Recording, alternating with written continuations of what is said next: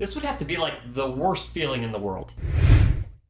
Hey guys, welcome back to the Dr. Cliff AUD vlog. This is vlog number 233, and today I want to talk to you guys about this concept of buying a pair of hearing aids only to find out that a couple of weeks later, a new technology level is just released. But before I get into it, if you could do me a huge favor, click the like button, really helps out the channel. And if you are not yet subscribed to the channel with notifications turned on, go ahead and do that as well. It is greatly appreciated. So, we just saw the release of a completely new hearing aid platform from Phonak, and it's called the Infinio, and they actually have something called the Sphere Infinio, and I'm not going to get into that. If you guys want to see my review video of those particular hearing aids, you can go onto my channel and watch those if you like. But this really brings up an interesting topic, which is there's a lot of hearing aid users out there that just purchased the Phonak Lumity hearing aids within the past couple of weeks. And then they get to see that there's this completely new platform that has all of these new bells and whistles and improved hearing and background noise and better speech clarity, all that stuff that comes with any new release of hearing aid technology. So you have a lot of people who are like, hey, wait a second, how come my hearing care professional sold me this older technology when there was a newer technology that was going to be released here in a couple of weeks? Well, let me kind of give you an idea of how it works inside of the hearing aid industry. So, generally speaking, it's about every, 18 to 24 months or so for a hearing aid manufacturer to release a completely new platform. Now, they're usually working on that new platform for like 4 years. So, right now they're working on hearing aid technologies that are basically 2 generations down the road. That's what they're working on. But then, of course, when it gets released, you have essentially this time period of the manufacturer knows that they're going to release something, so they don't necessarily want to say, hey, we're going to be releasing something in 6 months, because then what would happen? A lot of people would basically not purchase new hearing aids inside of that window. It'd be really bad for the bottom line. It would mean that the company wouldn't be able to generate enough revenue to justify doing new technology releases. So, I can see both perspectives of it. From the consumer side, that you guys would like a heads up so you're not buying older technology when there's something new coming out, but then on the other side of it, the manufacturer side, that they would literally reduce their hearing aid sales significantly if they were to announce that they were coming up with something 6 months down the road. I mean, I get advance notice of these releases, but even they don't give me that much of a head start. In fact, when I'm reviewing these different hearing aid platforms, I only get maybe 1 to 2 weeks to do a full detailed review of their hearing aids. And honestly, Phonak, in this particular case, did not give me enough of a heads up. I didn't get my hands on their product, and as you guys know, I refuse to review a hearing aid unless I physically can touch it and have it in my ears and play with the programming and all of that, right? My job is not just to go read through the marketing material and tell you guys everything that marketing wants me to tell you. With that said, so that's kind of the situation that we have inside of the hearing aid industry. So what these manufacturers will do is that they'll basically start putting out some teasers, maybe a month in advance, 2 months if you're lucky. But they're giving these teasers to the hearing care professionals, not to the individuals, not to you guys who would be purchasing these hearing aids. And it's for that reason that I explained earlier. But, you get into this situation as a hearing care professional where you're like, okay, it's been like, 18 months or 2 years and we haven't had a new release from this manufacturer. We know that something at some point is going to come out. So basically what we do is we kind of keep an eye on that. If we think that a new technology platform is going to be coming out, and I'm not speaking for everyone here, but if we see that a new technology platform is going to be coming out, we're taking that into consideration when we're recommending hearing aid technology.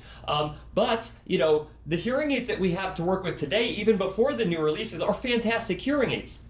And you get a lot of people who will make the argument that you're not going to tell that much of a difference from one generation to another unless there's a major feature improvement like LE audio, Bluetooth, or something like that, right?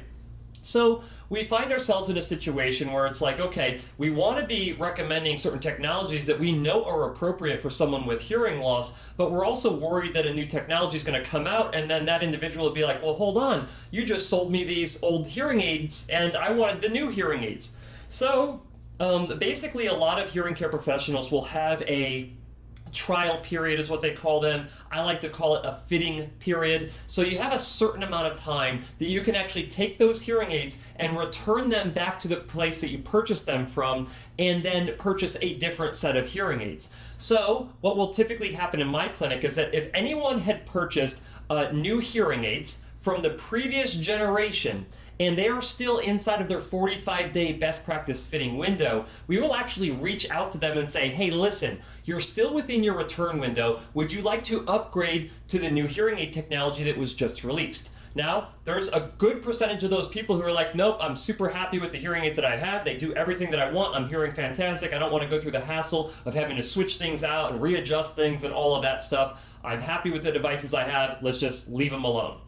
And then you have a certain percentage of individuals who are like, wow, I saw that there was a new platform coming out. I would like to upgrade my technology. And of course, if you're in that window, we can easily do that. We can get you, or we can return the hearing aids that you currently have. We can take the new hearing aid technology, upload your programming into it, or modify the programming and get them in your ears. And if everything goes smoothly, then you're good with the new hearing aid technology. Some people actually, when they try to upgrade to the newest technology platform, they actually don't like that as much as their current hearing aids that they're used to. So again, not everybody actually wants or needs to upgrade into the newest platform. You also have the concept of you aren't going to notice that much difference from one technology generation to the very next technology generation. And again, like I said before, unless there's a major feature improvement.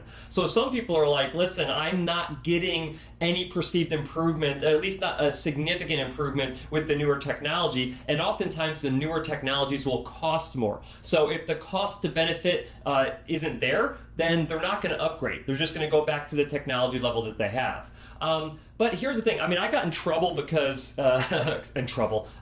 Costco, I don't know, maybe 3 years ago when they released the new Kirkland Signature 10.0 from the 9.0, I basically went out and said, hey, listen, if you have the 9.0s and you're still within your 6-month window that you can return those hearing aids, you might want to go and check with your hearing care professional at Costco and see if they can just do a swap and upgrade to the 10.0s, because the 10.0s were better than the 9.0s.